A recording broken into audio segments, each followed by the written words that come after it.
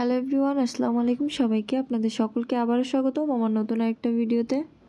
আপনাদের সাথে তো আগে শেয়ার করেছি যে সামনে আমরা একটা বড় লং ট্যুর দেব, তো সেটার যাত্রা এখান থেকেই শুরু করছি। তো আজকে সকাল সকাল রেডি হয়ে বের হয়ে গিয়েছি ঢাকার উদ্দেশ্যে। বাসা থেকে বের হয়ে একটা ইজি বাইক ধরে আমরা চলে এসেছি নাভারন বাস স্ট্যান্ডে। এটা হচ্ছে আমাদের bus counter SP Golden Line. এখান থেকে আমরা মাস্টার ট্রাভেলসে নাভারন টু ঢাকা শ্যামলী টিকিট কেটেছি। আমাদের বাস ছিল 10টা 15-তে, কিন্তু বাস আসে আধা ঘন্টা লেটে। তো যাই হোক, এতটুকু সময় আমরা কাউন্টারে বসেই কাটিয়ে দিই।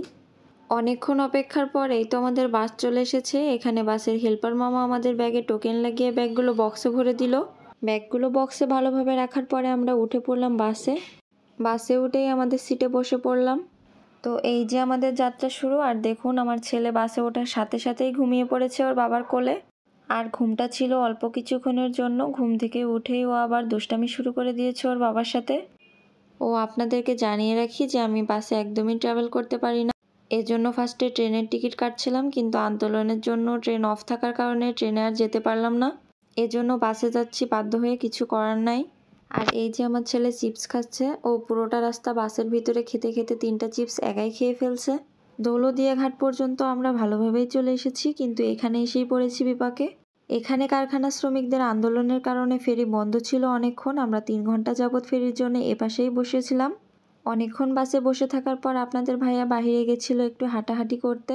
ওর বাবাকে দেখে আরাফও বাহিরে যাওয়ার জন্য কান্নাকাটি শুরু করেছিল, তাই ওকেও বাহিরে নিয়ে যায়। আর দেখুন, বাহিরে যেই কেমন ছোটাছুটি শুরু করে দিয়েছে, একবার এদিকে ছুটে তো আরেকবার ওদিকে।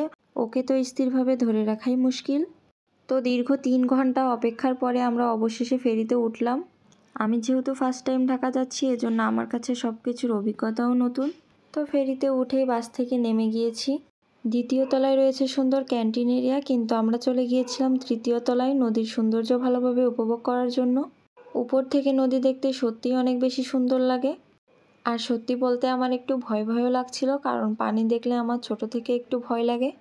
কিন্তু তারপরও আপনাদের ভাইয়ার সাথে ছিল দেখে আমিও সাহস নিয়েছিলাম। এখন তো নদীতে চর পড়ে গিয়েছে, এর আগে নাকি নদীতে আরও অনেক বেশি পানি ছিল। ফেরি পার হতে হতে আমাদের রাত হয়ে গিয়েছিল। যেখানে আমাদের 6টা বাজে শ্যামলী পৌঁছে যাওয়ার কথা ছিল, সেখানে আমাদের ফেরি পার হতে হতে 7টা বেজে গিয়েছিল।